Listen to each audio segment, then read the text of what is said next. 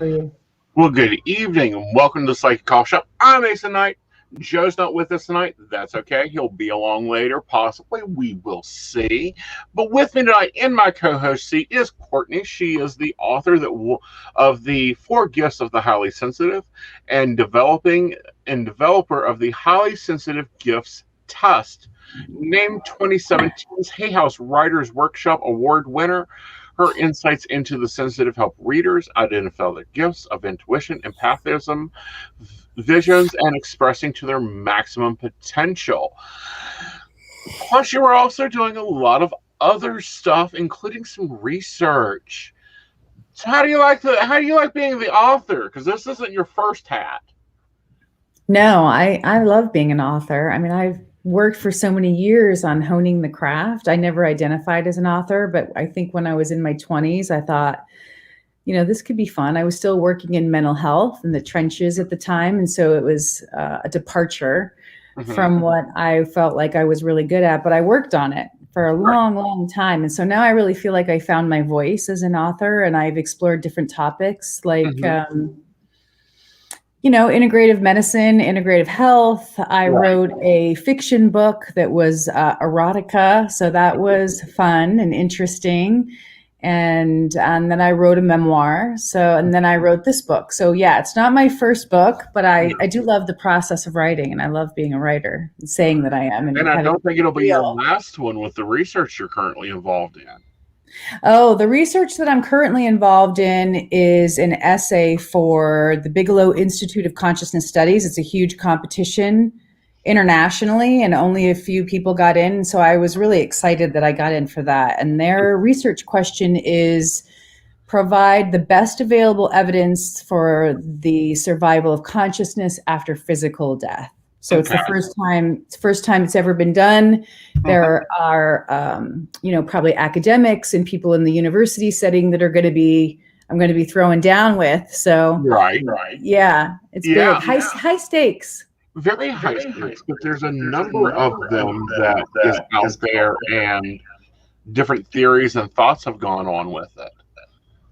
Many. There's so many different theories about it. I mean, and including the theory that survival of consciousness does not happen. Right. And so this contest and this competition is really for all the best of the best evidence and researchers to bring it to the table, because one of the reasons why Robert Bigelow, who's the head of this institute, is to bring out people who are doing the actual work.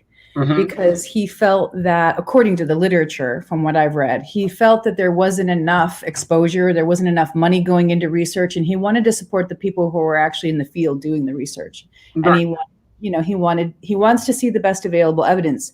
I've had people say there is no evidence. That I've had people say there's no available evidence, but we don't know that. We won't know that. And so the essay is due August 1st. So I'll have my essay in by August 1st, and the announcement is November 1st, where they, name the winners. And there's a top 3, 1, 2, and 3 tier. And then there's a bunch of other prizes for individuals who were successful at making the argument. And the judges are all really highly regarded. I mean, you got people from the former CIA remote viewer program. You got Brian Weiss, who was a psychiatrist who did interviews and healing with his patients when he did, memory retrieval for near death and pre-life. And there's Leslie Keene. She's a New York Times writer. She produced a documentary on near death. It's amazing. The documentaries. I mean, the case that automatically comes to mind is like proof positive. We have a 4-year-old taking apart a World War I airplane by piece and telling you which tool it is and where the plane is and what it looks like and how to fix the carburetor. And I'm like, there's your evidence. Yeah, even for people who are skeptical, they can really get behind ideas like children who are gifted, who come in, who are sensitive and remember and have abilities. That's one of the things that I think people can kind of open their mind and accept when you see this human come in and they have these extraordinary abilities. They might be more willing to say, well, maybe this did come from a pre-life ability, or they're tapping in, or like the Buddha, right? The Buddha goes through a series of tests when he incarnates, and he will know what the answers are. So things like that are hard to refute. Right. Like, I think the counter essays are going to be really hard to deal with, because we see it so often. This book, however, is on sensitives and dealing with the highly sensitive. How'd you break down to only 4 of them?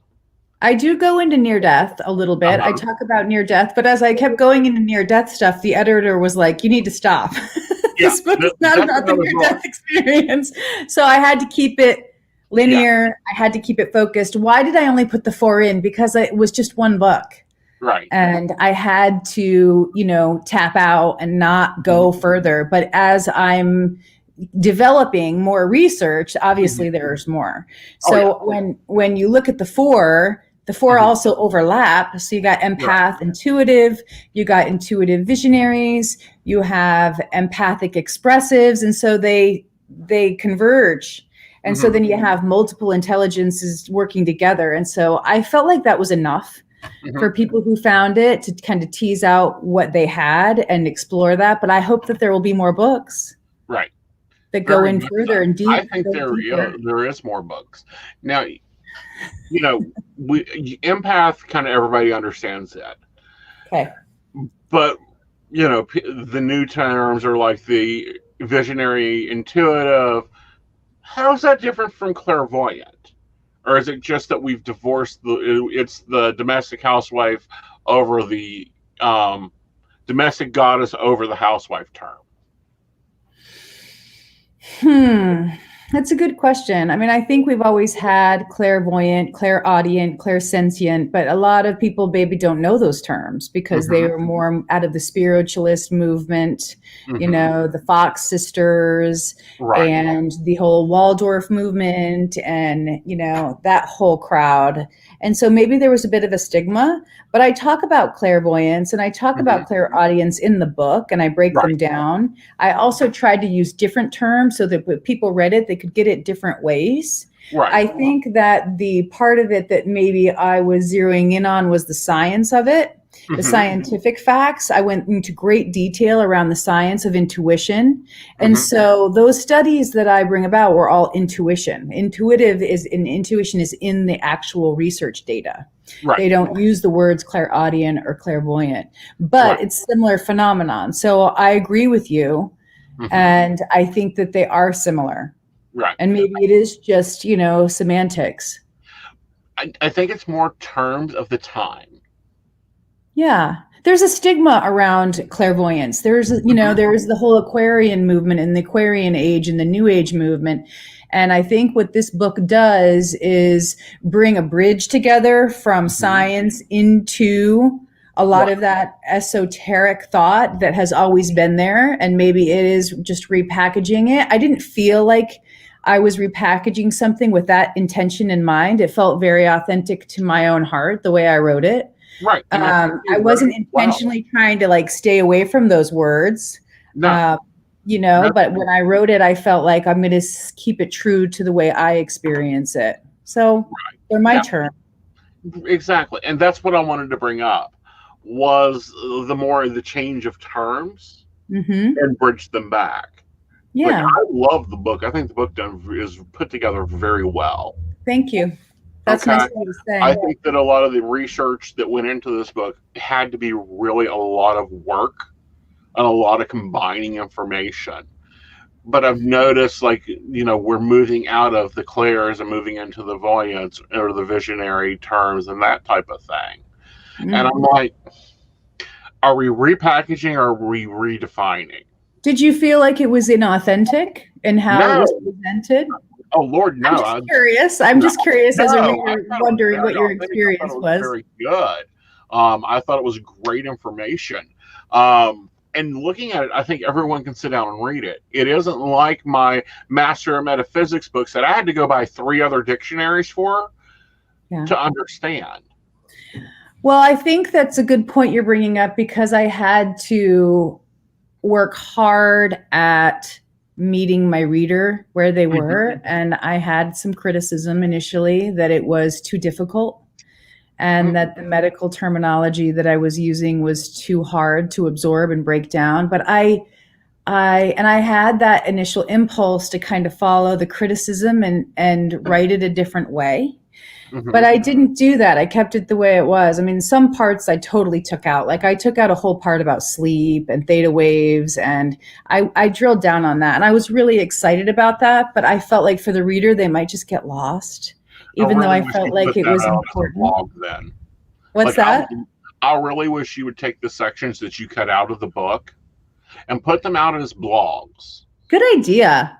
That's a great idea. I should do that. The real hard course thing of things, there are a lot of these very soft, very non-manageable intro to psychic. Yeah. Well, I wanted to validate the psychic experience for one. Right. I mean, that was my top intention with the book, is just to say, yes, it's real, and give examples of it a number of different ways so that people would say, this is actually a phenomenon that exists, instead of us always having to defend ourselves. Oh yeah.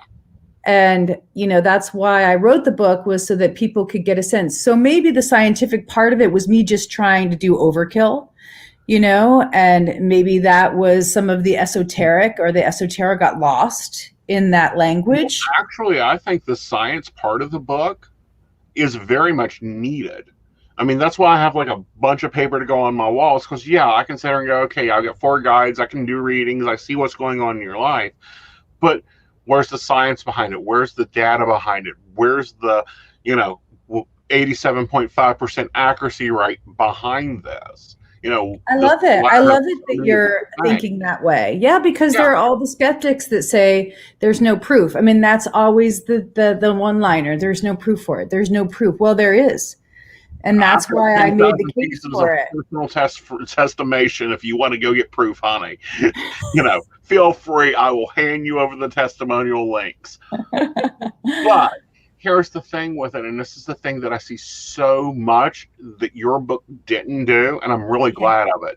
We did not get a bunch of bullshit fluff that says, oh, you have to eat cleanly, do this, do that, do this, do that to get there. Yeah, well, that's a great big debate, right? It's kind of like the existential argument of vibratory living, right? So if you're not oming, if you're not doing, running a marathon or purifying yourself, I didn't want to go down that road. I mean, other people have. Carolyn Mace has gone down that road, not with saying you have to live pure, but, you don't have to not eat meat. She's talked about that. And so I didn't really want to get caught in that trap. I don't necessarily believe. Well, I've seen the science behind that, because I'll tell you, every medium I've ever helped trained with, up until probably the late 90s, every psychic that I ever saw that was worth their salt, both drank, ate meat, and had a cigarette during the reading, if not through it. Well, it's interesting when you start going down into the rabbit hole about that whole clean living piece, because I think that it's the belief system more than anything. And so there are people that talk about, treating your body right, treating it as a temple, and living that way. And then it runs the gamut into everything. Well, we're just physical bodies, but there's a spirit inside of it. And so that whole argument is very interesting, and it always has been to me. And I've always wondered, well, do you have to just drink juice and water in order to get to that higher vibratory state? Now, I can tell you, I've done everything. I have done everything in terms of cleanses and meditation and every kind of movement therapy. And I can actually say that I have had a complete transformation because I went through a detoxification process. But what I can say is that I have found that my intuition and definitely psychic phenomenon are popping more during certain times. And so for women, it's obviously during menstruation. Like that period before menstruation is just crazy intuitive for women. And it's not really talked about too much in women's health. That could be a whole book in itself about the connection to the moon and the divination that happens within the soul and the connection to the moon. And so I've always found that I'm always more intuitive around those times, and I document more and I pay attention, and I share when my dreams are very intuitive around that time because I know that they're going to be accurate. Right. So, And see, that's the whole thing. But that's more of a, and if we look at here, into, whatever label you want to look on it, the spiritual side of it, that's called the power of the moon. And I mean, that's called the blood of the moon in Wicca. That's called, something in Hindu. And it's all that same time when the body is beginning to become a creator or connecting with source to be creation. that's right. For a creative period. The same thing with men, and if we look at some, personally, I don't like the smell of sulfur, so I don't need to go and burn it in my house to be doing to become the Oracle of Delphi. This is so funny. My son went to school one time and they were asking for like an essay, right? And so I didn't know this was going on, but he was writing about how his mom sages the house and it stinks of smoke. And he comes home from school and had to get up and read it in front of the whole class. And I'm like, oh my gosh, could you imagine these kids, listening to this story about my son saying, well, I know when I get home from school, when I smell the sage in the house, that mom's doing her purification rituals. And I was like, well, they're getting an education, on cleansing. But not everybody needs to do that. Book. Because it's at that level of education. They might need Google for a few words, but no big deal. How do you think the way you've broken them down, how much of that, because now you work in a clinical setting. I am in a clinic. Yes, I am. Yeah. It's very professional. So how do you think they transmit so well? And then how often do you think that the sensitives are misdiagnosed as psychological issues? Yeah, okay. I'm glad you brought that up. Yeah. Because I had that in my language for the book, at the early stages, and I kind of took it out. But I was in mental health for a long time. So I'm not necessarily in the trenches of mental health. It's corporate wellness that I'm in now, but I see sensitives all the time. And so I employ the skills all the time. But there's a very rigorous structure around coaching in the clinical setting. And so you cannot give advice like you would in a reading. You can't, you can't give your opinion like you would in other sessions, other types of intuitive sessions where you can just share your opinion. So there's always rigor around that. And I toe the line very carefully. Right. But that doesn't mean that I can't use my abilities. So I do all the time. So my empathy is my key number one core strength, because I listen deeply. And it's different for me. Listening is so important because even if you're texting or you're texting with somebody over a technology, like a device or a computer screen, it's different for me. I have to hear someone's voice, and I think that's the sensitivity of the auditory sensitivity. Right. Then I also have one-on-ones where I can just tell what the person is projecting. And it's just so easy for me to pick up on all of that. And so it's about using the abilities, but it's about using them ethically in the clinical setting, where I always have to ask permission. I always have to ask thought-provoking questions to see if the person can get there themselves without me telling them. Right. So that's the delineation between what you might be able to do in an intuitive session, where you can really guide somebody into that deeper subconscious awareness that you're picking up on their own subterranean processes. Intuitives are usually tapping into that. Right. So then, yes, sensitive people, I think, are oftentimes misdiagnosed. Okay. Now, since you're in that corporate world, how many empaths do you see working as assistants? Oh, so much. And as nurses and as counselors themselves and as HR people and as, I mean, empaths are everywhere. They Right. are such great go-to people because they're conscientious. They're seeing the need before the other person almost sees it themselves, and then they're just providing it. And so they can work seamlessly in all kinds of service levels. Very cool. But they're also great leaders too when they've done their own work. And they are great with their boundaries. They can be the best bosses, but it's challenging for empaths to be in those roles. And so they have to be really highly aware. Right. And I feel like when they're in that boss role, they're the type of boss that leads from the back of the room instead of the front of the room. Absolutely. And they're listening. They're listening deeply. They're listening to the people that aren't heard and engaging them in ways that are gentle versus forcing their hand. So that's the empath's strength, is they're able to feel what is needed in the boardroom or what is needed on teams, and then to intuitively work within them to draw people out in a safe way. That's definitely the empath's one of their gifts, which is what a great gift to have in one of your teams. And it's like intuitives, I really think, I don't care what form you put them in, they need to stay in sales. They need to stay in what? I didn't catch that last word. Sales. Oh, sales. Okay. Yeah, I'm with you. Or negotiations. They can do it wonderfully there. And development. World. Yeah. And development. Yeah. They're so good about development and then implementation and sales. I mean, intuitives they're strong on a number of levels that are connected to sales.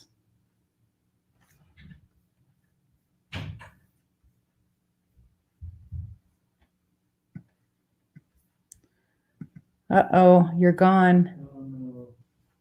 Are people on the internet? I'm going to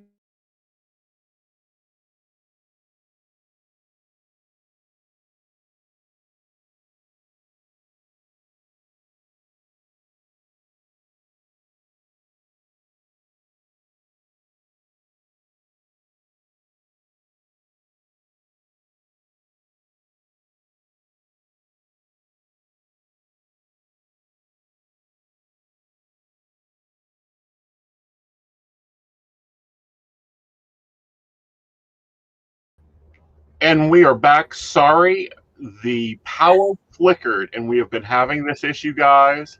So the last thing I heard was about salespeople, intuitives playing together. And so intuitives are going to be great in any level of sales that's connected with, doesn't matter, development, implementation, the path forward. They see patterns and connections in things that other people just really don't and can miss. So intuitives are going to be great for development because they're seeing which way to go. Even if it might seem foreign or unknown to others, they should really be listened to because they're sensing it. So what do you recommend when someone first, what I call is, steps themselves into this?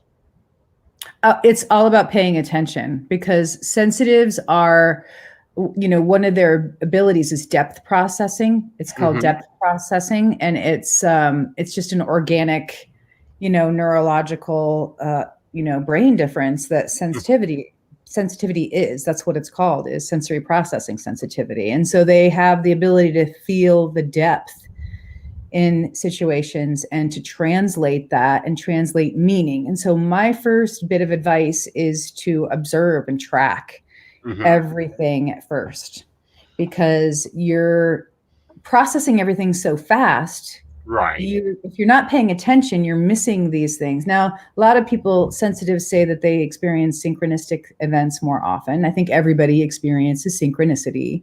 Right. The phone call, and you kind of think of who it is, and then it's them, right? So that's a small synchronistic thing that everybody has, but sensitives have it more often.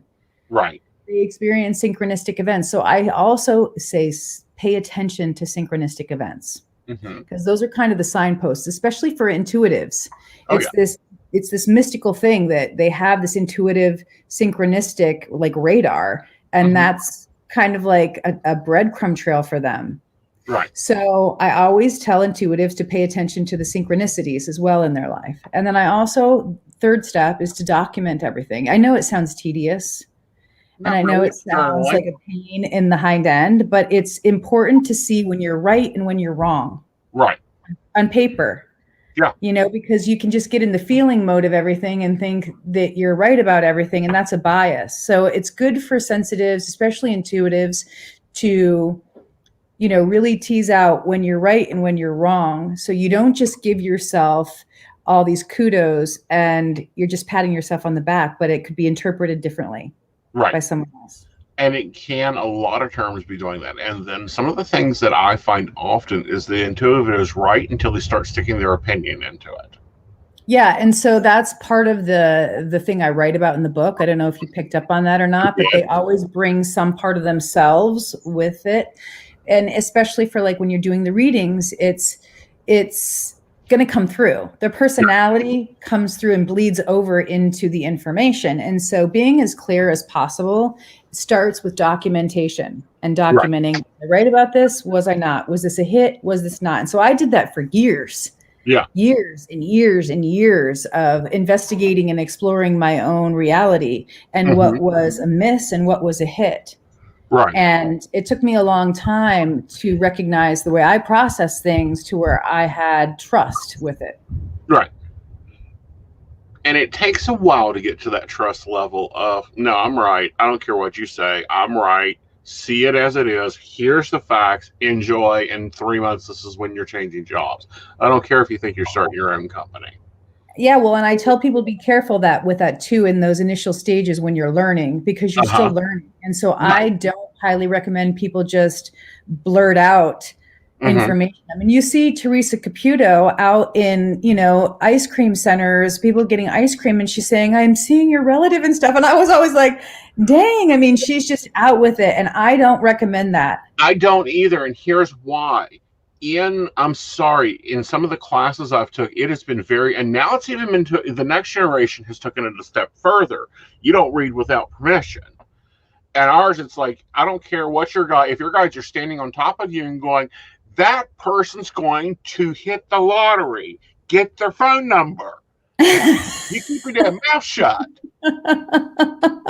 That has never happened to me. I've never had the voice say, get their phone number, they're going to win the lottery. But I have had, this is an interesting segue. I have been in the grocery store. It's Fred Meyer up here in Alaska. And I have been in the checkout and heard a voice say, you need to call this friend. And so when I got out, I did call her right away. And it was a warning. But then when I was talking to her, the line dropped.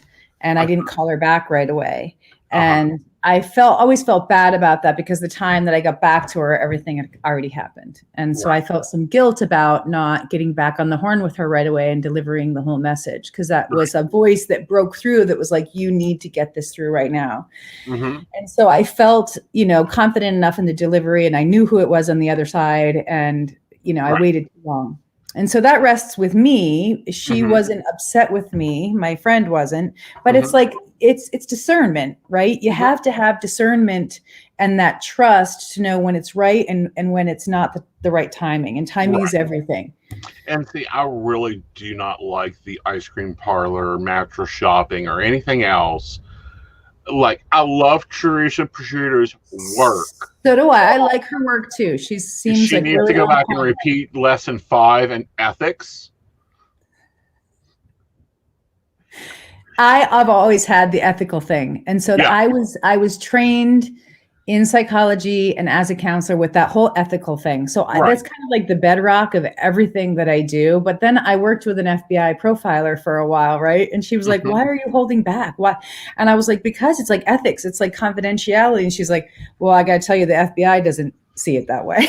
Well, I was like, okay. But then when she was talking about remote viewers, she thought they were totally unethical and had really nasty things to say about them. And so it's like, it's so interesting, the different opinions about ethics and the dilemmas that go on in the spiritual space and the spiritual community. And I always try to err on the side of caution. Exactly. That's why I don't think too many reviewers are working for corporate enterprises anymore. All the science that I read and did and underwent for this book, I had to make sure that it was real and that it was verifiable and that people would go on the record. But I know there's so much more. Yeah, there's a lot like this book is lovely. Thanks. I think you've done a lot of work. I'm glad to see science coming back because I really haven't seen science and metaphysics, excluding Operation Paperclip and Operation Blue Book. I haven't seen it in it since probably the early turn of the century into when they were trying to figure out how mediumship worked and how to create mediumship. So, I have to say, they are. I got sent this secret tape from somebody that was in the UFO community, and he was like, "You need to hear this." And so I listened to it, and it was a CIA basically funded project where they were talking to intuitives. And you would not believe the line of questioning. Now I'm listening to it and my ethics alarms are going off like crazy because she's reading people, she's looking at locations, she's doing it all. Right. And I'm listening to all of it. And she actually located in this one patient of theirs that they wanted her to read, right? Because they're testing her intuition and her medical intuition specifically. She finds the area in the brain, the medulla oblongata, that had an issue. And it turned out there was a finding on the MRI. Right. And so I'm listening to this going, well, wouldn't this be nice if they released this, if the CIA released this in the Freedom of Information Act, and we could actually see how they're studying intuition? But it's probably not going to be released in that, FOI in my lifetime. If I asked 100 times, I probably couldn't get it released. You can get it released. It'll have her name, the date, and black markered all the way through. I'm sorry. I have heard tapes. I have talk to psychics that have been part of projects. They like that word, projects. The projects. Yeah. Special access programs is another nice name. Or testing centers. Yeah, the testing centers, testing sites. Yes, we'll certify you if you complete our test. Yeah. If everything ever came out on intuitives that the government has, they'd have to build us a library and hire us a research staff to go through the bad notes they write because their handwriting's terrible. Well, this was a recording, and I listened to the recording, and I listened to all the information that came through because it was important for me because I wanted to know how the CIA is studying us. I mean, it's interesting, their line of questioning. They have a whole different kind of line of questioning, and they were documenting what was being seen through intuition versus what was showing up on the medical records and in the fMRIs. And they were talking about the functionality. And so all of that was very rich content. So I am glad it got sent to me, but I did have problems with the ethical issue, because you're reading targets. Right. And did they ask permission? Were they willingly, signing off for, all their medical records to be read psychically by the intuitive? I mean, who knows? Or the POIs. I love the new term of, PIOs, person of interest, that, people have adapted to using for their partners. And I'm like, all right, why? That sounds like an FBI term. I mean, it used to be subjects. Is that related to the FBI and their terminology? I mean, where is that stemming from? Still is. Okay. Yeah. Personally, the interest, I've not necessarily been exposed to that recently. So. Right. So I have a question that isn't covered in this book. Okay. What's that? When you were researching this, did you notice a connection between autoimmune disease and sensitivity? Yeah, there's definitely a connection between autoimmune diseases and disorders and sensitivity. There's definitely. And it's pretty well connected to sensitive states is what it's called. I go into sensitive states and I go into dual innervation and the sensory neurons, and I talk about sensitive states in the gut specifically. Because you have this dual sensory innervation in the gut, which makes us more sensitive. And so anytime there's a gut infection, leaky gut syndrome, anything that's related to the abdomen, and sensitives always usually have abdominal distress in one way or another. it makes the whole system more sensitive. So I really wanted people, the readers, to know that sensitive states are real. And when they're getting more sensitive, if it's connected to an infection or being symptomatic, to understand that and not be afraid. And also to watch that level there, because I know many psychics that have thought, oh, it's just my ulcer. I always have ulcer problems. I've had them since I was a child. And then it turned into a bleeding ulcer or leaky gut or a problem with the liver or diabetes. Yeah. It's all tied in there. But I see a lot of psychics, intuitives, mediums, all of them have RA, other diseases. And I'm like, okay, there's got to be a genetic kinetics between one and the other. That's what they were studying in the Stanford study. But let me go back just briefly before I snap into that study. Don't let me forget. Hormonally, right? So you also see a whole range of things that are connected to the hormones. And I talk about that, the HPA axis, and, stress and trauma and how all of that is interrelated. And so I didn't want that to get lost in just talking about the sensitive states from the abdomen or the gut. And then how many neurotransmitters are in the gut. So many that they're finding out. And so it's all interrelated, but hormones is another big piece of it. Yes. And so I talk about hormonal stuff. I talk about stress, and I talk about sensitive states in there too. I tried to weave it in and not labor on it too long, because then you start getting into, cortisone and testosterone and, and all the different parts of the cortex. I mean, I had good advice about that, not to go down into the minutia. And so I cut whole sections out that I felt like people might it was too labor intensive. Well, see, those are ones I would be turning into either another book or blog post to get for the advanced readers. Well, thank you. That's a good idea. I didn't think about that, but there could be an advanced level of medical that I had to take out that I could put into different sections, like little pieces at a time. Right. But I wanted to share with you, did you read the intuitive chapter about the Stanford study? I did. That's why I brought it up. So that's the autoimmune part. So they were studying this group of individuals who had some kind of assault or injury or onslaught that created or was genetically passed down that was autoimmune. That was part of it. And so I wrote that in there, but it was kind of like an aside. So it wasn't like the main event, but that study was to study autoimmune diseases. And for folks who haven't read the book yet, what they found at Stanford in the lab that Dr. Gary Nolan ran was that they studied these 100 people who had anomalous experiences. So seeing lights in the sky, hearing voices, seeing, discarnate beings who had passed away, a whole host of anomalous experiences. They called them intuitives. And so, but they also were studying autoimmune issues as well. Yeah. Because they thought it was connected to the immune system. Right.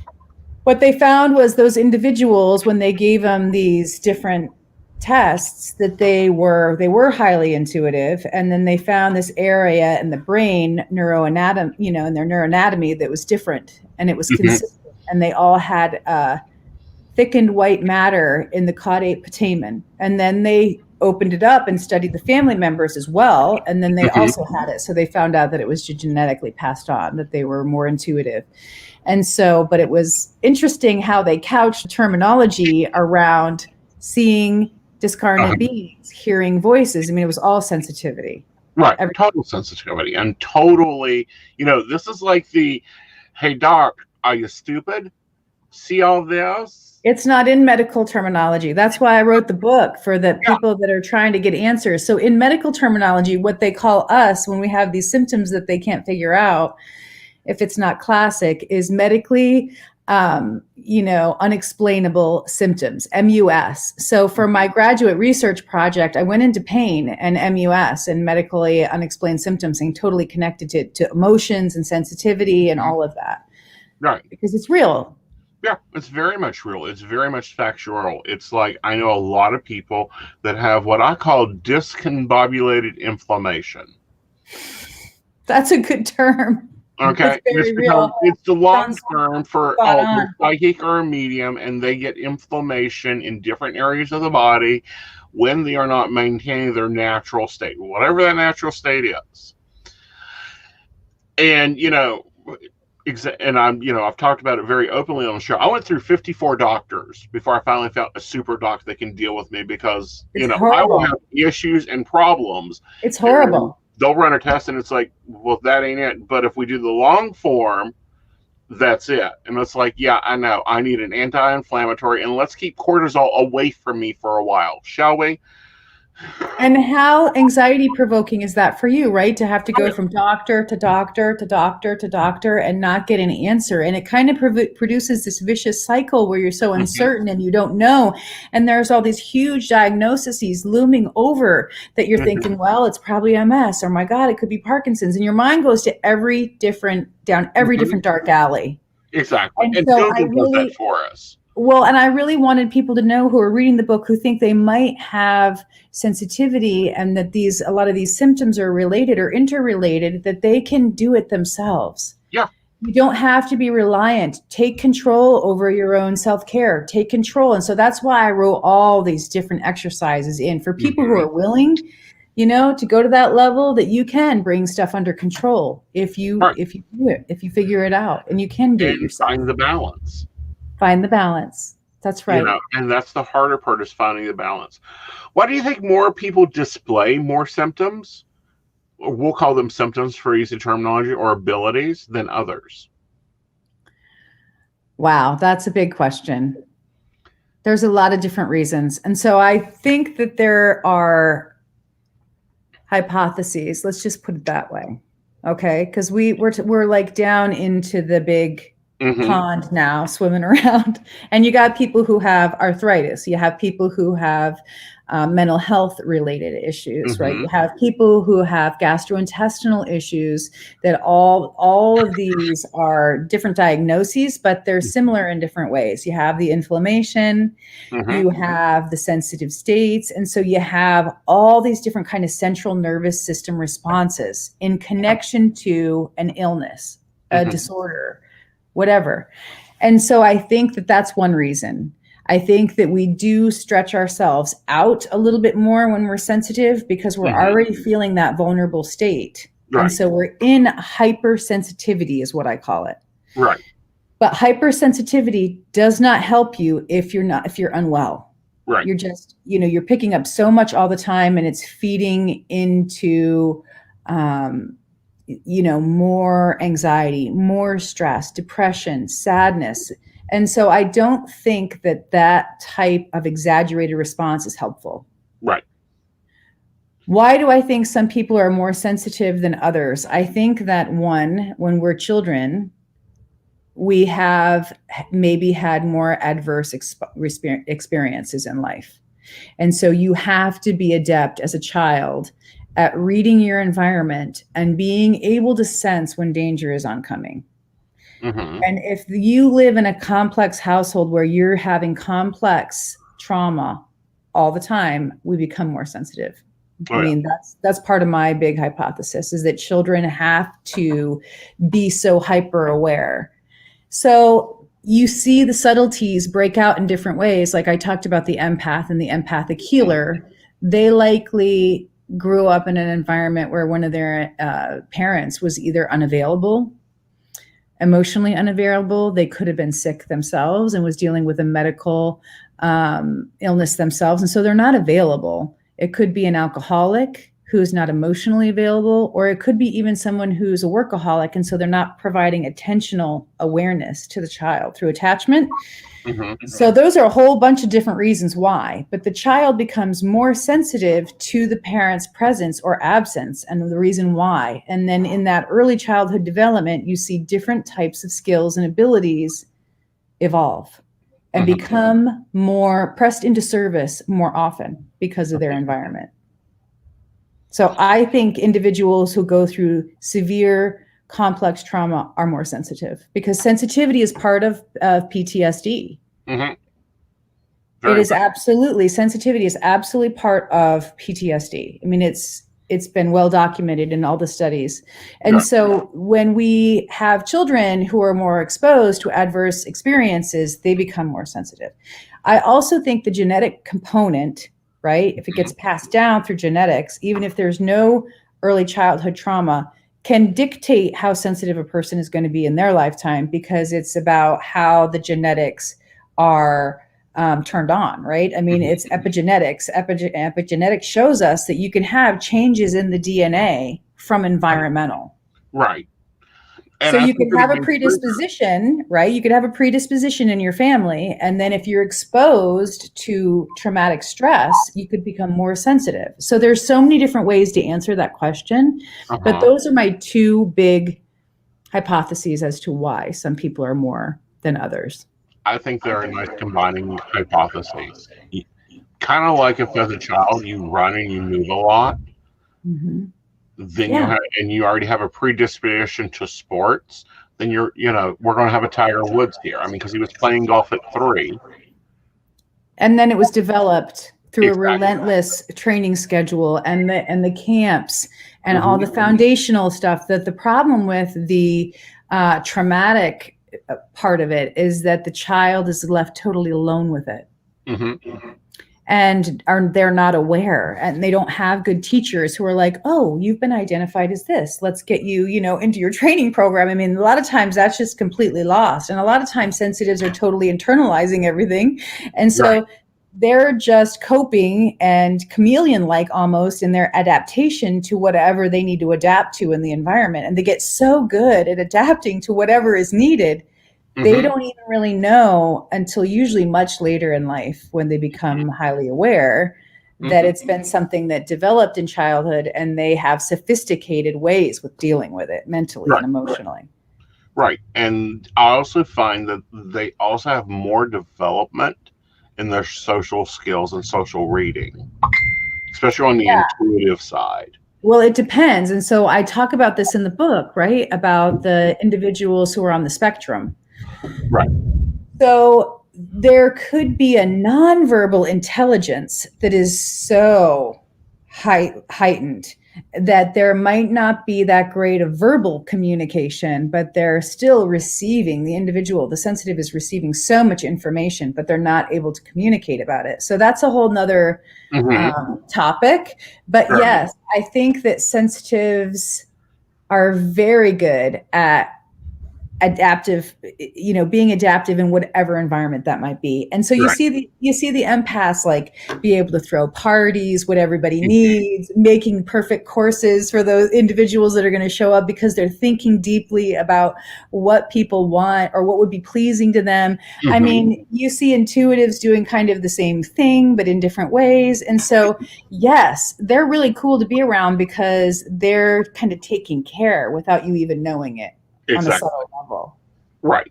Very much. And I also feel like that if you think you have a sensitivity, get her book. It has the first book in probably 10 years that I see has exercises in it.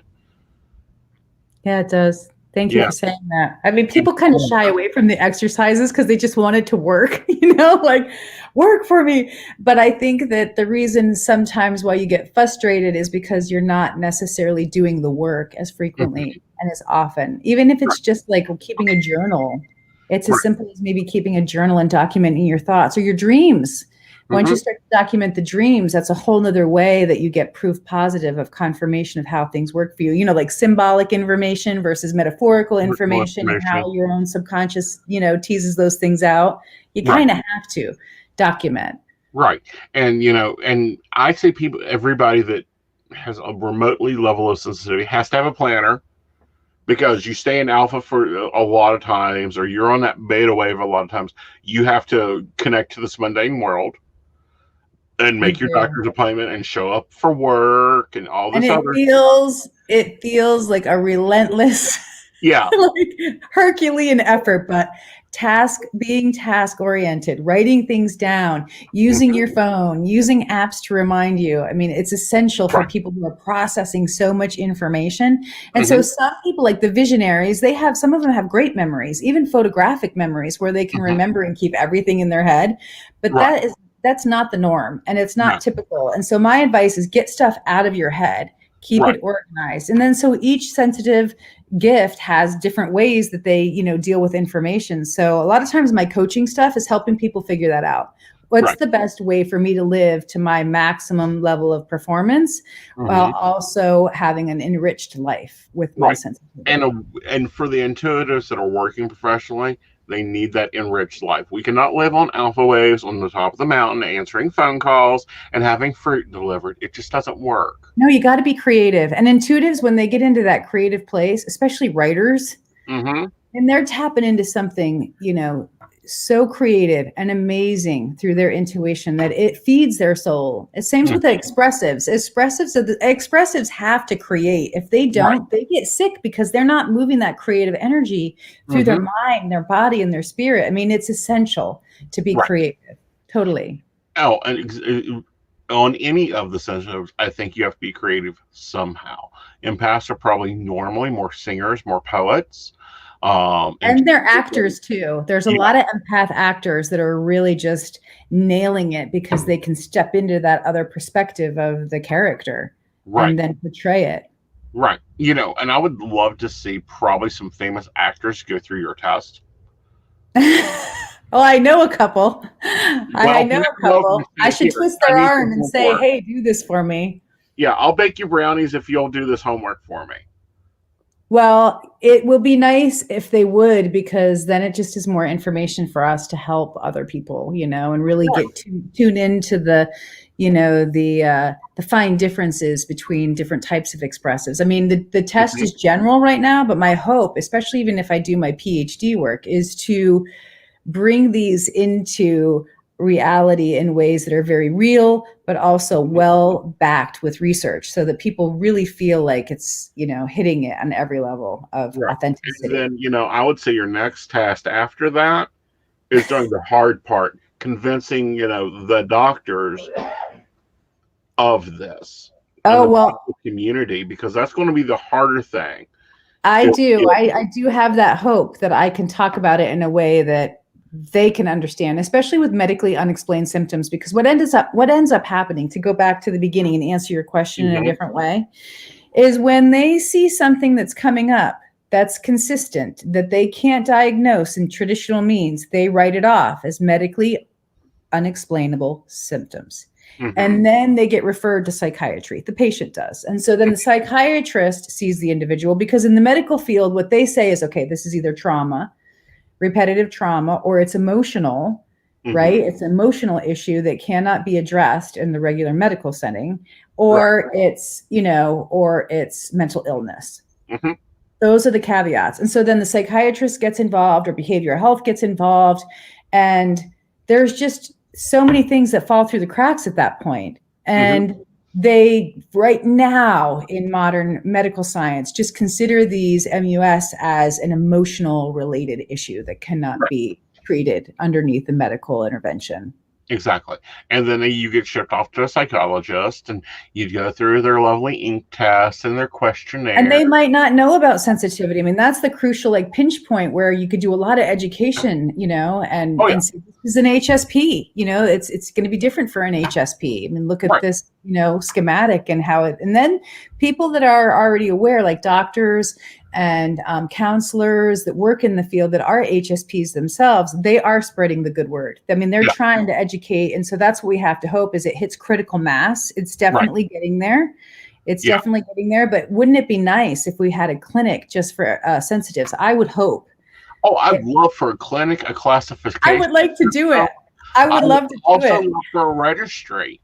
And here's what, and people really freak when I say registry. Believe me, I would love, because in my industry, we have currently one problem in this country. We have a lot of really good top psychics. Then we have a lot of charlatans that learn the gambit and then go and play on other people. So if there was a licensure, like the same as they do with counselors and psychologists, send me the one that, you know, you can't figure out why all of a sudden they're agoraphobic, and let's take a look at past lives and see, like, oh yeah, you're agoraphobic because every time you've traveled in like the past 5 past lives, you've died. So yeah, I think that's the way it's going to be in the future. I mean, that's such a controversial statement to make, but I do think the way that this stuff is moving with the science that's real, that I documented in the book, there are cases of individuals exactly like what you're talking about, of sensitive people that are tuned into stuff that happened before and it's affecting them now. And so that is so far out for some people to just totally accept. But in the contest that I'm doing for the Bigelow Institute of Consciousness Studies, I explore some of what you're talking about, physical injuries that show evidence, right? You're showing some evidence, even if it's just psychological, and in regressions, they're, you know, seeing a visual and that's still affecting them. You know, it's still something that should be explored through research. Well, here's a great example. My co-host, my partner, he is in his 30s. He's now had to have 2 neck replacements. I told him to stop stealing horses. He's a horse stealer. Horse trader. It's right. The two that he's had to have replaced are the same ones where a rope would fit around, and he can't stand like a tight shirt with other people. Yeah, what you're saying is consistent with other people's injuries where they've had, you know, arrows or were shot in the war, and you know, and so one guy that I know was a prolific smoker and he wanted to stop. And so he went to a hypnotherapist when he was a young man. And that's what happened. He was in a boat in Normandy and he was one of the officers and he got shot. And he had a very visceral physical response when he came out of the regression. But he stopped smoking because she did after work with him to help him understand why he had so much anxiety. And it was all related to that pre-life memory. So yeah, what you're saying is consistent with other cases with other people. It's just not really taken seriously. It's all through these other means, right? Like complementary or alternative health. And so complementary and alternative health, there's so many different modalities and it's up to the individual to seek it. But I also think that for sensitive, that's kind of the beautiful and elegant part of all this is that they do intuitively sense what they need and they somehow follow those synchronistic things that we were talking about, like little happy accidents where they find the right provider and that's the perfect person. And I mean, I was talking with one woman who was going through a spiritual emergency and she actually saw colors around the building that she needed to pull into, and she pulled into it and she went in and was just, you know, everything in her life was a mess at the time and she didn't know where else to go, but she saw these colors. She pulls in, she goes into the waiting room and she's like, I didn't have anywhere else to go. And the woman said, well, you're exactly in the right place. I mean, that was all intuitive. It was just all intuitive, seeing the lights, getting in the car, driving to this building. And I was so happy hearing this story because I knew on another level there's other stuff, guidance that's happening, and if you listen to it you'll get to the right place, you'll get to the right provider. That's the beauty in all of it, that sensitivity does seem to take us down the roads where we need to go to get help and support with what we need specifically. Right. And what I find interesting is, and I actually would love to get feedback on this, is if more Victorian medical styles work more with intuitives. What kind of medical styles? Victorian. What does that mean to me? Meaning like using older medications, weaker doses than what is commonly used. Okay, yeah. Homeopathy and that kind of thing. Yes. Yeah. Oh, I agree, because sensitive people can't take medication. I mean, it might not be, I can't take the same medication that you can't take, but painkillers make us nauseous. The effects are bigger. You know, a lot of sensitives just stay away from anything, including drugs and alcohol, because the effects are so big. They just feel really messed up on them. So I would like to explore what you're saying, because I think you're probably tuning into something that would be really effective in the different types of treatment plans and the type of medicine that can be used. And wouldn't that be nice if you did a whole like treatment modality on it for specific things that actually worked and the dosage that you found out were effective? Right. Here's an example. I have like 5 herniated discs. Long story short, I have 5 herniated discs, so I live on pain medicine. Every time he tried to increase my pain medicine, it stopped working. When we started decreasing down to literally, I'm just above over the counter, it's the perfect rate. That's interesting. That is very interesting. So titrating off. And then finding the right clinical dosage. That's really interesting. Yeah, because according to him and according to the box, a lot of my meds shouldn't work for what we use them for. But it's like, no, that's what works for this. This what works for that. You should keep track of that kind of thing. do. That could be really handy Yeah. information for people. Oh yeah. I mean, don't tell people, to go and take, medicine that's not being prescribed by a doctor. I do need to say that, but it's nice to have the information of what's working for you. It could work for somebody else. And I do that for my own personal stuff, but also for other psychics, because I've ran into them and they'll try like Hermeta or whatever the latest RA medicine is, and it trashes them. And I'm like, no, I know. This is the formula you need.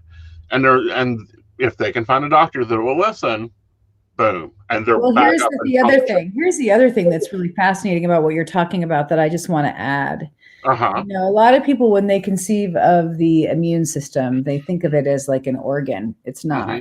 It is a culmination of, different types of chemicals and a whole system. But did you know that it remembers everything, every injury, every onslaught, every dang medication that you took?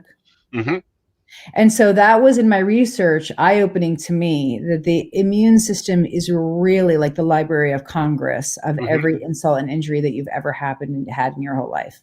Right. And so when they were doing that study, about the thick and white matter that they found, coincidentally, after doing their study, it was connected to the whole immune system recording all of that and then looking and analyzing all that data of immune system injuries. Oh, interesting. It is. Yeah, because I've had doctors tell me before my immune system would attack if it was a person, it would attack the milkman. Well, they can take your blood and look at it and find that exact time where that happened. Now, really? With the science, because it records everything. And so you can go and see every different, every different episode that happened in the data, in the DNA. Very interesting. Now, I wonder how that would feed into cell memory, though. It's so interesting. I mean, when you start digging down into it and the reasons why, and so they haven't said this in public, right? But in my research and all my analysis of sifting through everything, one of the things that I found was this old transcript of a researcher who was looking into this exact study that we're talking about, the one that happened in Stanford. They haven't even released the results on this yet. Right. They can't. But I'm sure I'm watching for it. It was replicated, though. It was replicated already. A postgraduate researcher replicated the study at Harvard already. So we know that it's replicable. Yeah, which is good news. Which is good news. Intuitives, because it just means more and more support for the fact that we do exist. We are real.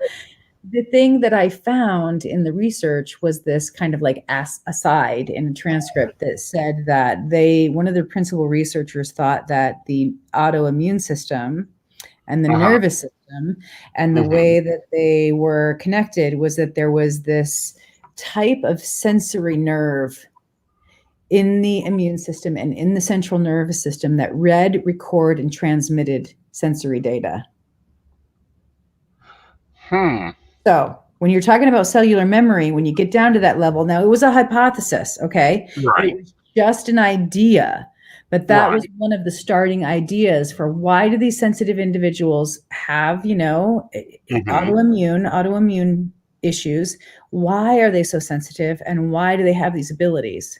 That was one of the hypotheses, that they have this different type of sensory system that hasn't been discovered yet. Interesting. And now I wish that someone from Cambridge would actually go look at Chinese medicine, because we've already been documented there. Yeah, well, there's definitely in Chinese medicine, there is the whole conception vessel. And so the conception vessel is part of the ancient system when somebody is born and comes into incarnation, and it's their mother's conception vessel and where the mother was born, and then when the being is born, and then they use the mantic arts in Chinese history to divine the time of birth, the injuries and issues that the person will have in their lifetime. The Chinese go into the 8 extraordinary meridians and talk about intergenerational trauma that's been passed down in the family. So yeah, Yeah, That's been and for I thousands think and that'll thousands and all thousands tie of years as part of their exactly. medical. The data Yeah. is there in the meridian system because I think when they get to it, when they figure out what this is, you will see an overlay between it and the meridian system, also with the chakra system. Because if you notice, the solar plexus, hopping off of Edgar Casey's work there, is the developmental of the psyche. Well, the gut is the physical representation of that. Well, look at what happened with John Kabat-Zinn when he went and learned of, meditation and went Uh-huh. to Buddhist, culture and did Uh-huh. meditation and found all these benefits to it. And then he brought it back to the West, stripped all of the Buddhist language Right. out of it, and was like, this is what I can sell to the emergency room doctors. I mean, he literally, like, I'm paraphrasing, Right. but as a sensitive person reading it, that's Right. how it hit It's the me. Like, coffee in it. you take every dang part of the tradition and the culture and the history out and say, this is what's going to work in the West. Now, MBSR is everywhere. Mm-hmm. How do you think Very that much. makes that culture feel, that you just stripped it of everything and then, sold it and made money? So Well, that's the ethical part yet again, that I'm like, well, it's the ethical Westerners part, just but want it's that one piece, and right. it's totally detached from the bigger cosmology of where it was coming from. Well, and that's I'm not saying strip the culture out. I think we need to compare the culture, put them together, and go, oh, well, heck, they've had this. They already knew this. Why are we rediscovering it? At least give credit where credit's due. Exactly. Don't strip it out and make it your own and say, yeah, I discovered this. Now, John Kabat-Zinn didn't go and say, this is all mine. He gave credit to the Buddhists that, right. Taught him mindfulness. And, he was the one who parlayed what he learned about mindfulness into the medical benefits. Right. But the part of it that people could hook into was, oh, this is clinically going to help me because it's slowing down, it's breathing, it's, and so they connected all that with cardiac heart and health and stress reduction. And so they just use those terms. Right. But anyway, you cut it, it was, taking that part out of it and focusing on that. Yeah, and focusing on what could sell. And that's what I'm kind of getting over on a lot of new techniques that are coming out, because I'm looking at them and it's like, I've read this before, or I've seen this technique before. Oh, I've seen this like in the hills of here. Example, Hands of Light Healing, all big in the 80s and 90s. I don't know if you were around for it or not. Was that Barbara Brennan's work? Yes. Okay, I read it. Okay. You take and go up to any holler church in Kentucky about 9:30 any Sunday night. You'll see Hands of Light going all over the place there and occurring. Oh, so you're saying it was like coming out of the faith charismatic community. Exactly. Okay, I didn't know that. Laying on hands, praying for the healing. Praise and worship is what they call it. Yeah, well, I knew about the charisma. I knew about the gifts, the spiritual gifts, and that's one of them. But I didn't make the connection for whatever reason when I was reading Barbara Brennan's work that it came out of the faith community. Yeah, you can see her influence there, and the technique and the breathing is the same thing that the older ladies of the church are taught in that charismatic work to bring out the healing. Wow, good point. Good pickup. Yeah. Really good.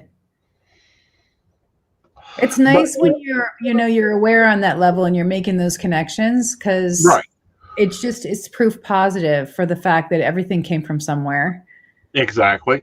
And I don't know if Barbara Brennan had to coalesce an idea, or if it's just, okay, we look at her, she's in Chicago. I would love to know where her family came from and see where that inherited talent comes from. Because there's got to be a genetical thing there. Because it could be. You can take a New York, and I've seen this. My father was a Pentecostal preacher. So I've seen this in the back hills. But then, we've gone to conferences and stuff, and it's not the same flavor as a New Yorker doing it, or as, someone from North Carolina or South Carolina doing it. Yeah, well, that was Dolores Krieger. Remember Dolores Krieger? She was the nurse, the New York City nurse who Uh-huh. started doing therapeutic touch. Mm-hmm. And therapeutic touch was adopted for nurses to use because it reduces pain. But Mm-hmm. she Right. didn't talk about that aspect you're talking about. She talked about it once again in like a clinical setting, that pain relief, Exactly. stress and touch and the pressure. And it's the way that it was conveyed Indeed. that made it adoptable in medical settings. And so I Right. think what we're touching on in this dialogue, in this conversation, is that the medical community does not necessarily want faith or religion to be part of the clinical setting. Now, Right. it can be in certain ways, and I have read studies and in my own training through Mm-hmm. my master's in mind body medicine, I read studies that talked about individuals who were wanting healing, whether it was psychological in the counseling setting or whether it was in the doctor's room, in the Mm-hmm. actual clinical provider room. They felt more secure when the provider was of the same religion. Right. And the reason why is because they felt like that provider had an understanding of that where they were coming from spiritually. And so they Mm-hmm. felt safe in their hands. And so I think that those kind of things, spirituality, can be addressed in the clinical setting ethically and appropriately. But I think when it's coming from the outside in, the way we're talking about it, it has to be Mm-hmm. packaged in a certain way so it doesn't feel like you're being sold a religion. Does that? Right. Very much so. But and I think we're looking at it from two different angles. Yeah. What I'd like to see is the doctor go up to the holler and learn the technique and then come back out. Yeah. And well, what do you think about Bernie Siegel? Have you read any Bernie Siegel stuff? He's the New York doctor that was a surgeon. Uh-huh. And I haven't read any of his stuff. Okay, well, he was controversial because he talked about art in healing and how his patients, when they were more positive or drew images of positive things, had better prognosis for their healing and lived longer. And so I was just listening to a podcast by him, because he's one of my favorites, where he talked about hearing voices as a young man. And he had a near death when he was 4 years old. And he found out the reason why he was a surgeon. And I was like, man, wouldn't that be great if surgeons and doctors could be open like that? Now he's towards the later years in his life, right, and so he doesn't have a filter anymore. But it's like, and look at Dr. Eben Alexander, who had his own near death, and he was clinically arrested, through meningitis, and he came back and found out he had a sister that he never knew through the near death. And I mean, and it just changes your whole perspective. It would be nice if those things were part of clinical training in medical school, so you didn't have to feel like you have to make a case for it after the fact. Exactly. And I think that would be a nice part in the patient room. Like, I don't need the doctor to carry a book of shadows. I'll deal with him carrying an MD book. Getting a clue, I'm one of those that really thinks that second-year medical students need injected with a disease. They just need told they have a disease, and it's going to give them all these terrible symptoms, and they're going to have to figure out how to live with it. I don't know, give them an appetite suppressant, and let's see how much weight they lose. Well, yeah, what you're talking about is like the placebo effect. I mean, they use placebo effect all the time in research, but it's like, to what end? To what end? And it's exactly. And I wouldn't want to put anybody, even my worst enemy, through the experience that I went through when I was having my own medical stuff going on. It was such a nerve-wracking and anxiety-inducing experience that I wouldn't put that on my worst enemy. I would never want anybody to have that uncertainty and fear. It's horrible. But that lesson there, and it doesn't need to be for long. 2 weeks. You're a kind mad genius. Because then on the other side, you're a gentle Rasputin. Huh? You're a gentle Rasputin. Give it to them for 2 weeks. That way, when they're on the other side of that bedside, they can go, oh, crap. I know where you're at. We're going to find it. No, it's not in your head. Yeah, we know you've been through the psychologist. Here's the psychologist record. Go away. Find something else. Let's run some more tests. Let's figure this out. I totally get the gist of what you're saying. They should have to feel the subjective experience of people who are being called crazy and that it's not real. Exactly. I totally feel that. And it is being like on the crazy train. Oh yeah, it is being. Nobody should have to go through it, not with modern medical technology the way it is, especially if it could be something that can be attributed to sensitivity and tracked back with listening to the patient's narrative, listening to their story closely, and doing diagnostics through narrative psychology. I mean, there's ways to do it. Yeah, there's ways to do it. There's ways to look and take in like your book and go, okay, how many patients do I think that is an empath that's living in a negative environment? So I'm having to prescribe them Xanax, but I'm also having to prescribe them this medicine for their stomach that doesn't seem to work, but they still have stomach issues that maybe is tied into this over here. So they're walking around what I call the pig pen look, like all their energy is all static. And I'm like, we just dump the dude so that we can get you moved into a better, healthy experience. How many times is it where relationships are really making people sick? Their closest relationship. Especially with empaths. Empaths, their closest relationships, literally. It's really weird when you notice that, someone's in a relationship and it's really long term, but over the course of the relationship, their body has gained an amount of weight. They're having really bad arthritis. They're really having, stomach and health and heart issues. And as soon as that relationship ends, be it abusive or whatever, suddenly they drop a ton of weight.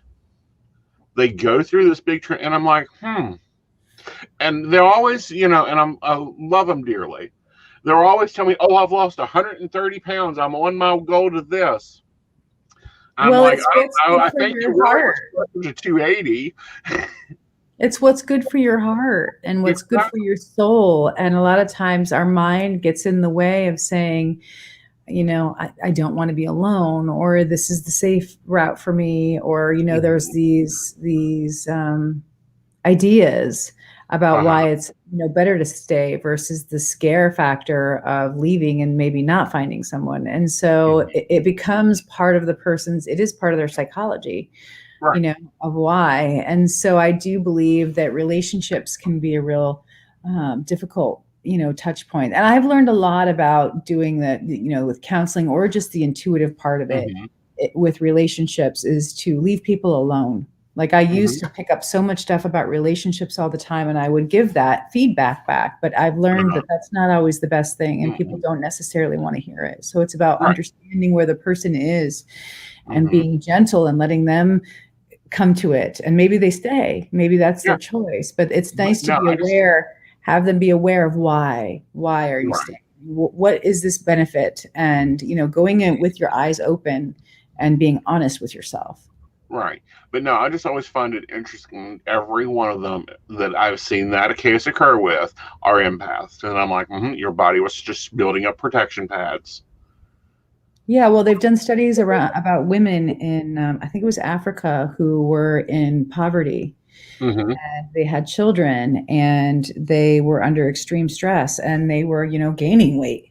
They were gaining weight, even though they were like malnourished and other things because of the, the stress of the situation. The mothers were. And so there is a very, very real connection that when we're stressed, we gain weight. I mean, it's very real, regardless of what the issue is. Very.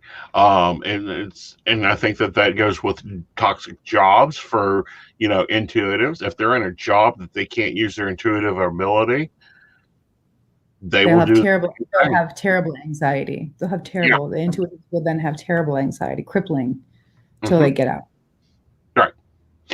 Yeah, it's predictable. Like you can start to predict the patterns when you see what's going on underneath with the abilities. And then there's people that are just hiding it. They can't be out about it. Right. And so they have to find ways to kind of live their life in certain ways, which is not necessarily being authentic, but they've found a way to get by. But when you're around somebody who is sensitive and they have the abilities, I mean, you can't really hide it. And if you're tamping it down at that level, trying to hide it, that's not healthy either. It isn't. So where can we get your book at, darling? Just type highly sensitive, 4 Gifts of the Highly Sensitive in Google and it pops up. It's in Barnes and Noble, Target, Walmart. Now I go to these places and You Yeah, won't Walmart. because you're with Hay House, so Walmart, Hay House is now carrying us. Not in the covered back section either. I mean, just search for it and then, Yeah. find your local place and then go there. And if they don't have it there, ask them that they'll get it for you. You can order it online. It's on Amazon. I've seen some now that people have ordered it it's in some used booksellers. So you might be able to find it in your local library too. I saw that it was in a Baltimore library. So that's cool. Awesome.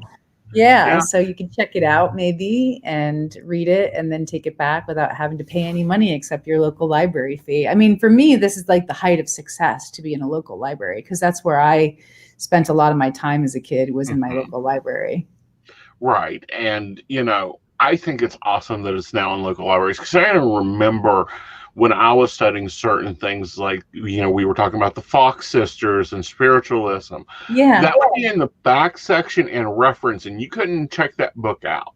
Look, I never even went to those sections. I didn't even go to those sections until I was at 20 years old and I was searching for answers after I had my first really phenomenal intuitive experience. And I was the first time I ever went. I was 5 years old that I went into an esoteric section because I was looking for psychic phenomenon. I mean, the only books that I had read that had that kind of paranormal stuff in it were Stephen King. Really? Yeah, I didn't read any kind of, new age stuff until I had my first real big experience. And then I was searching for answers as to why. Do you want to share that one? Huh? Do you want to share that one? The first book that I found? No, your first big intuitive experience, how you got thrown into this.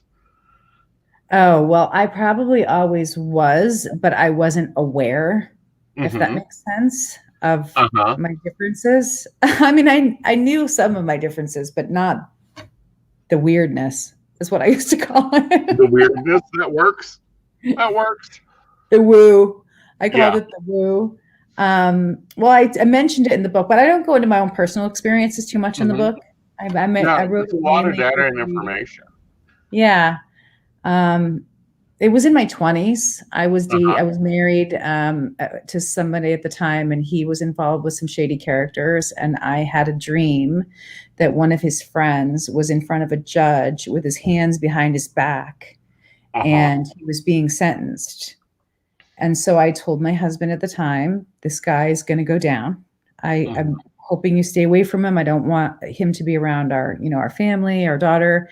And he was like, you're being paranoid. There's nothing that's going to happen.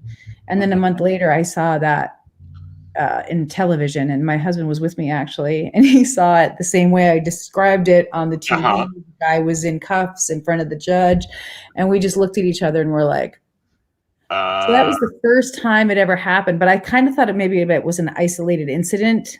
Like it was just like, wow, there's warnings. I didn't know that it was like part of who I was until a couple of years later. And that's where I prevented the fire in the building in Seattle. And then I knew it wasn't an isolated incident. Right. Yeah, it wasn't an isolated incident. No, there were clear signs. I heard a voice. My gut was like panging, go back, go back. And then when I got back to the apartment, my girlfriend and her two boys, and we went upstairs, there was a candle that was burning. That had been left burning, and the bamboo light shade that was over the candle was about ready to ignite. There was smoke all the way through the building. We got there just in the nick of time. And so that's when I went, okay, I'm going to figure this out. What's going on? And I thought it was a, outside influence, like an angel or, because I heard a voice. And so then I just started, my scientific mind just couldn't let it go. I was like, heard voice, gut feeling, and so I just kept tracking all those sensations. And I came to the feeling later after all the research that I did that I was tuning into her. She knew that she left the candle. She wasn't remembering it, but I was tuning into her. And so it was an intuitive, empathic hit. Interesting. Very interesting. So where is guides coming into this, or did you connect with yours? I started to do stuff like there was this center that one of my friends at the mental health center that I was working at the time recommended to me. It was called the Church of Divine Man.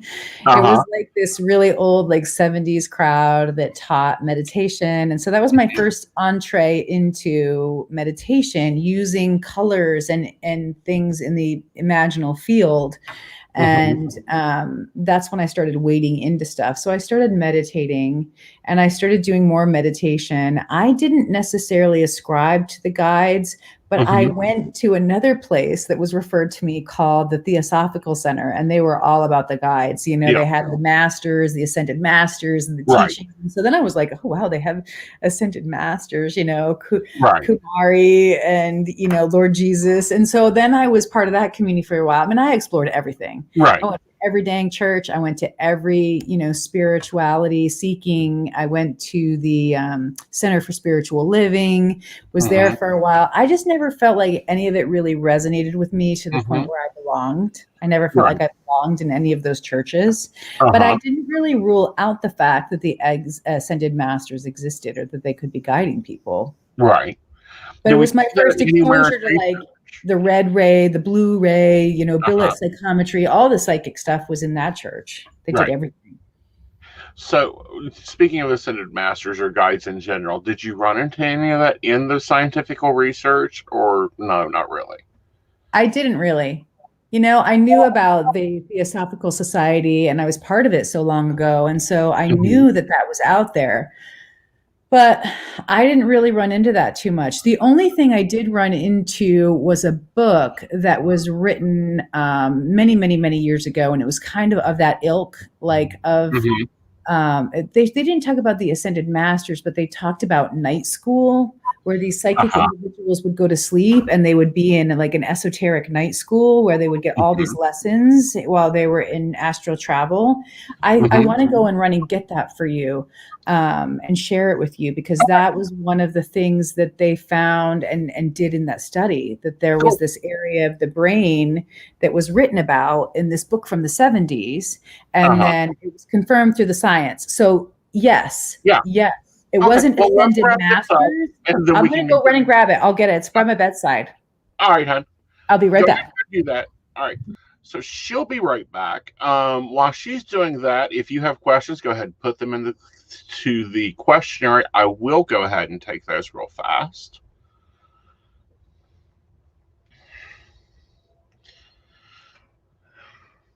But now I am going to be on a couple different live streams. Of course, with the Pagan Nexus this week. With the Pagan Nexus, we've been chosen as Daddy of the Psychics, Cause of the Most, so we'll be on there, and that will be Thursday night, I believe. All right, she's back. This is through the curtain. You can see the very like esoteric cover. It was written by Viola Petit-Neal and Shafika Karagula. Shafika Karagula is actually the aunt of it's the guy who, it's not Art Bell's radio show, but it's one of those coast to coast. The guy who runs it, she was his aunt. I'm forgetting his name right now. But so this is, she goes into night school and all that stuff. Now, it's not necessarily ascended masters, but it's similar. It's the same thing. It's very similar. Yeah. And so this is highly recommended. I don't know. This could be very expensive now because word has kind of gotten out about it. But I have a copy of it, actually. So you've seen it? Yeah, I use it in classes. And took a class that the teacher used that as a textbook. So night schools, the modern term, the updated domestic goddess version of that is downloads. Yeah. Okay. So, like you're talking about the overlay, but you see the esoteric aspects of physiology. That's one chapter. Alignment of the centers is another chapter. So healing is another chapter. So yes, this was part of the study in Stanford, little known fact. And so they saw that there was this overexpression in this area of the brain, and this is where it came from. So yes. Really? Cool. Okay. So I'm going to grab a couple questions real fast. Okay. Ashley, is she doing right to plan her vow renewal? Will this be a wedding I wanted when I first got married? All right, Ashley's birth date is 8/26/96, so make the lawyers happy. Yes, she's over 18. Yes, you are right in planning the vow renewal, and I think that you'll get the wedding you want this time. The meddling female won't be there. Shannon, yes, my tarot classes are mobile friendly, and I will go ahead and post another Teachable link in the group so you can find them. You can definitely do that. They are mobile friendly as it is through Teachable now, so you're able to go through and use your devices for it. Oh, that the female that was interfering in your original wedding won't be there. So you can get the wedding you want. Awesome. Okay. Nice. Very clear. I like your answers. Very clear. Thank you. I'm very boom, boom, boom. No for nonsense. me, it's no nonsense. nonsense. I don't do fluff very well. I've studied esoteric, but I really suck at putting it into place. Like, people are always like, well, did you ever talk about your guide? He doesn't need an introduction. That's too funny. Oh, well, darling, it's been a joy to have you on. I can't wait for the near-death experience book to be out. Thank you. And then I'm hoping you will go into a little bit more on psychic coaching, because Lord knows there needs to be a program for it from a clinical side. Yeah. Yeah. That would be like a dream come true. Yeah. What do you want me to go into about it? Everything. Okay, the things that we see that are the problems often is their self-care suck. Their lives are chaotic because they've got to experience everything they're going to read on. And then they've got a bucket of, not a bucket, a steamer trunk of trauma sitting to the left of them that they just drag around, and that's why their back hurts half the time. Well, some people have done that. You know, I mean, Carolyn Mace talked about why people don't heal. You know, that was one of her books. And so for me, I think what you saw in this book is that I wanted to do something that nobody ever did before. Yeah. Nobody has ever done the 4 Gifts of the Highly Sensitive. And so for me, because that was such a passionate area for me, I wrote it, you know, and was excited about writing it, because even though there was the downside of sensitivity, which is like the pain and the suffering and the turmoil, there was the upside, which is the beauty, the remarkable quality of life when you're in balance and how connected you can be. And so it's got to be, I have to be in love with it, you know? And so one thing that has withstood the test of time is the psychic phenomenon. I mean, that's just, to me, I could be talking about that for hours on end because I love it. It's always, it made me so inquisitive as to why. And we don't know why still, but the answers are kind of coming. And so I like to write about psychic stuff, and I'm open about it, and I'm out of the closet about it because I really feel like that's where we need to go. We need to talk about psychic ability in a new way. And you're right. It has always been discussed. It has always been talked about it. What makes me an authority about it? Because I have had it. Right. I've had and you're not coming at it from what I call and your book doesn't have it, which I was relieved. It doesn't have the woo-woo.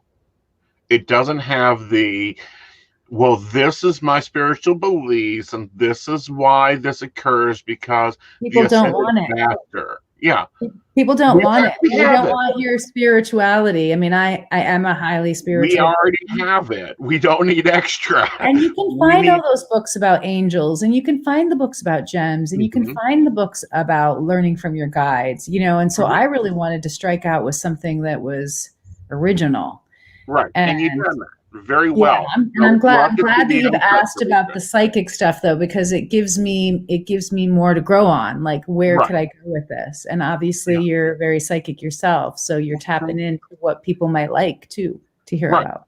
I think that this one will be very successful. I think that the uncut version would be very successful for the professional readers.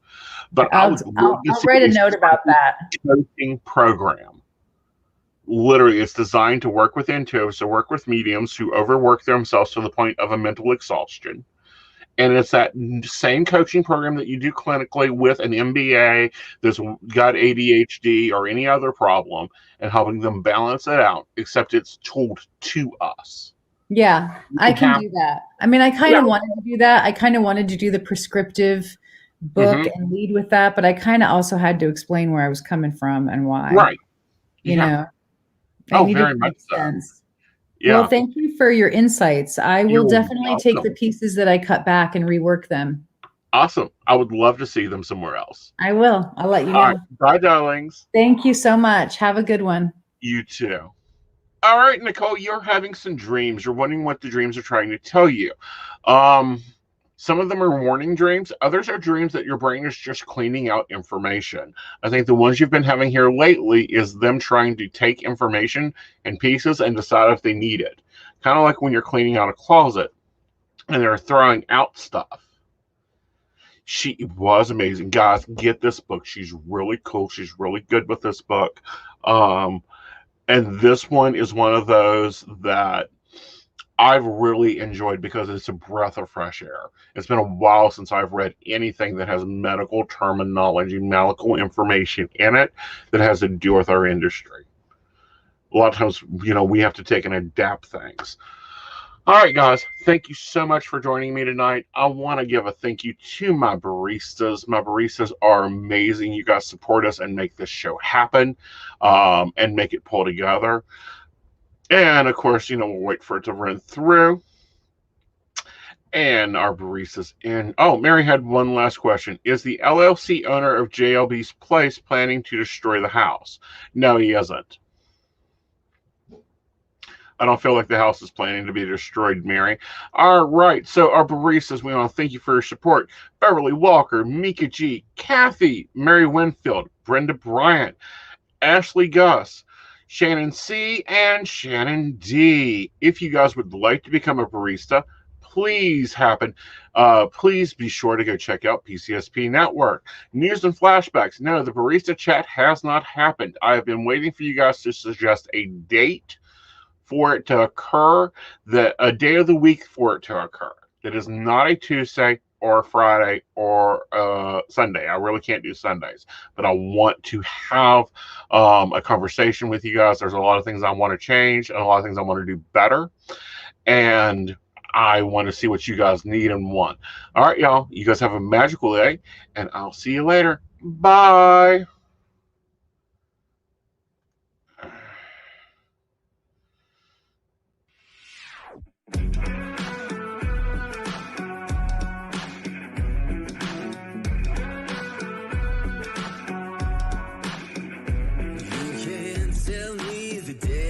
Stacked. You can whisper behind my back. You can show me how the odds are up against me all day long. But I've been through the fire and come out alive, and there's no more fear in my eyes. Oh, now I'm rising, and you can't bring me down. You can't stop me now.